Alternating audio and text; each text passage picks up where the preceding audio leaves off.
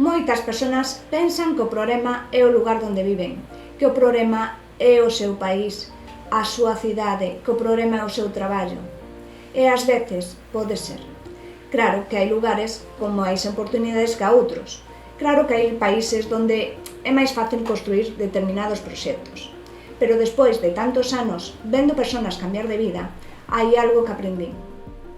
Moitas veces o problema viaxa con nos, porque cambiamos de cidade, cambiamos de país, cambiamos de continente, pero seguimos sendo a mesma persoa, cos mesmos medos, cos mesmos hábitos, coas mesmas inseguridades.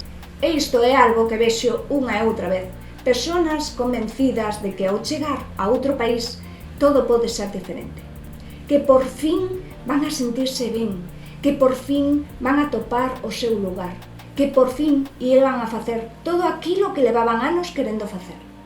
E ao cabo dun tempo descubren algo moi incómodo.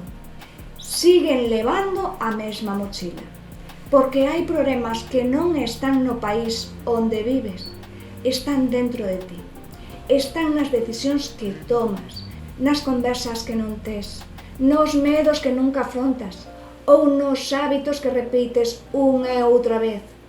E isto non significa que emigrar non merezca a pena. Ao contrario, eu son unha persona que decidiu construir unha vida na República Dominicana. E se pudese volver a facelo de novo, tomaría exactamente a mesma decisión. Pero non porque este país sexa perfecto, nin porque aquí todo sexa moito máis fácil, senón porque vivir no exterior obrígache a coñecerte moito mellor, obrígache a adaptarte, obrígache a crecer. E tamén obrigache a deixar de buscar excusas.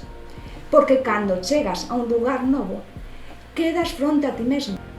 Xa non tes ese entorno de sempre, nin as referencias de sempre. Tampouco tes as comodidades de sempre. E aí é onde comezas a descubrir quen eres realmente. Por iso creo que cambiar de país pode ser unha experiencia extraordinaria, pero non porque cambia a túa vida por arte de magia, senón porque che dá unha oportunidade de cambiarte a ti mesmo. Esa é unha diferencia enorme, porque hai persoas que emigran e construen unha vida totalmente nova, e outras simplemente cambian de escenario.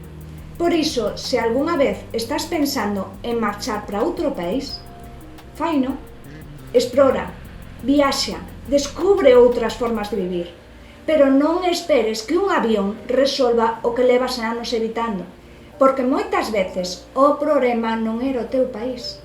A solución tampouco está nun mapa. A solución comeza cando comenzas e decides a facerte as preguntas correctas.